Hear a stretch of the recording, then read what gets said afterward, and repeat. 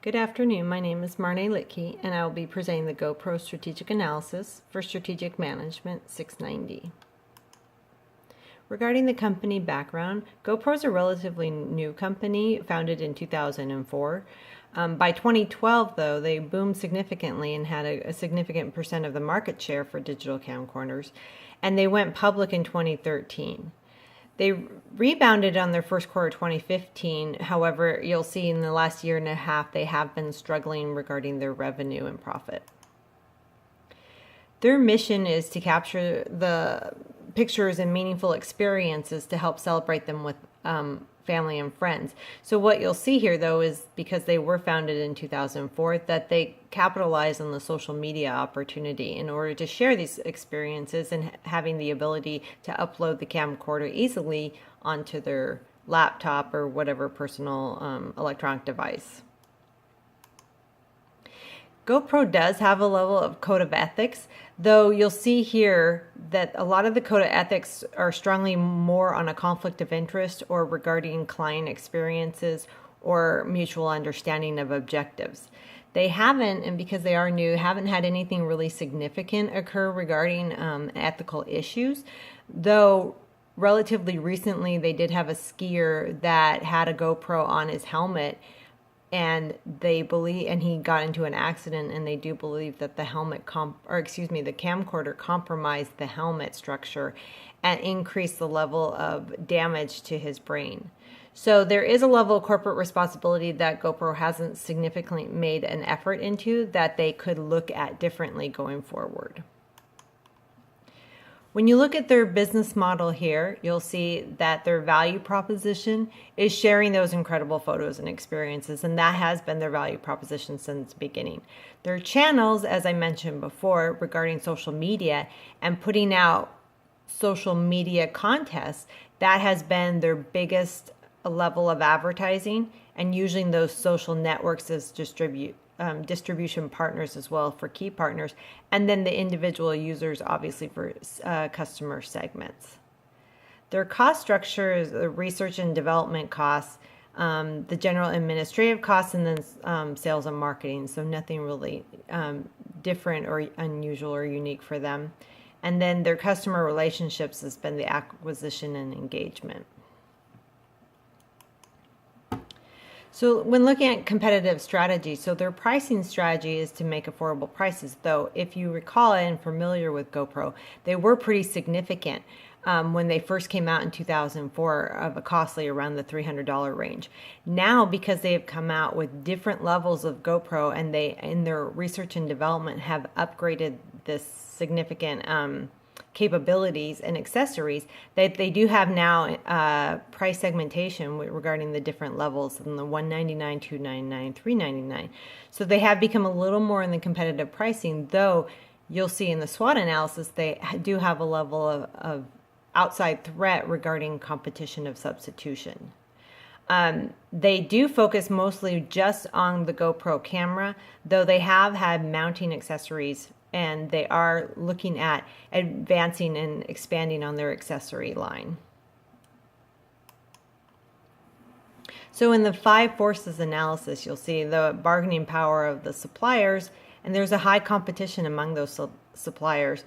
And the threat of substitution seems to be somewhat significant for GoPro because with Nikon, Sony, Samsung, Canon, Apple, they have a lot of places in the market that are well-known names that are now going into the camcorder and the level of sophistication that the GoPro offers as well.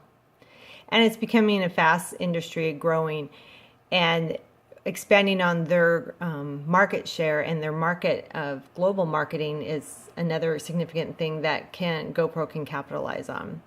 So you'll see down on the bottom left, the threat of new competitors is relatively significant for them, and the advanced technologies. So going into 2018, the technological capabilities just keeps growing, and so it's staying in front of that against their competitors and understanding the bargaining power of customers, that the product is important in order to gain that customer loyalty. So on a competitive profile matrix, I highlighted two specific areas. Samsung and Canon seem to be their strongest competitors in the market. The research and development, GoPro was hanging their hat on what they introduced back in 2004 and going public in 2013. But now, because of that threat of competition, they need to go back and look at that, because they've had in the last couple of years some problems with the GoPro, some mechanical problems that they need to go back to the research and development portion and focus on those areas to reestablish the core competency. They do have a strong customer loyalty because GoPro has a strong name in the market, and recognizing that and using that customer loyalty, they need to take advantage of that. And then also regarding the product quality. So you'll see below that product quality that they are lower than their competition. But I think that's something that the CEO, Nick Woodman, has now come out publicly saying that it's a refocus for them going forward. So on the SWOT analysis, I highlighted in the blue arrow two specific areas that are opportunity that GoPro hasn't necessarily capitalized on, and that's increasing their presence in the emerging markets. So GoPro just recently went global, and instead of focusing on the United States, they've gone in China specifically and have done extremely well. In fact, better than they anticipated. So I think it's expanding that and continuing the emerging markets in the global area is a recommendation. And then the release of new product for diversification. But staying with the core competency. So they lost a little bit of the core competency with the research and development, as I stated earlier.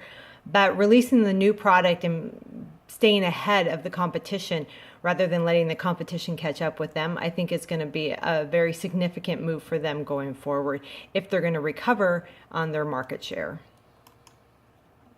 So in the financials, you'll see again on the far left of what I've circled and recognized is that annual data that they've gone down significantly their per share or their EPS, and then on their quarterly data, they've gone down as well. But what you'll recognize in the quarterly data, though, is they have picked up a little bit in this year for the first quarter, even though they're still on a negative. So we're forecasting the fact that they're still going to have some struggles, but they could really recover based on the fact of what they've come out and recognized with the emerging markets, and if they're sticking to their core competency. So in recommendation and to sum up what I've presented here today is, again, to focus on the global market, recognizing that they expand throughout that and their customer base, that will significantly help them and create a greater, obviously, bottom line and profit. And then again, I think because they are a newer company and they haven't had anything significant happen, unlike maybe Nike, and we want to make sure that corporate responsibility, that they're in front of that rather than catching up to that. And in 2017, that is somewhat significant for a lot of companies. So I would strongly recommend that they take a look at that and social responsibility and what they're going to do to give back to the environment, as well as making sure the efforts that they make with their product to ensure safety. And then again, going back to returning to the core competencies. They lost sight of that a little bit about 2.5 years ago, and then they've lost the product, and customer loyalty was starting to waver a little bit and question on that. But now if they're recognizing that, they're going back to their core competencies of what got them popular in the first place. And then I think that will be strong for them going forward. Thank you, and I appreciate the time to present this strategic analysis.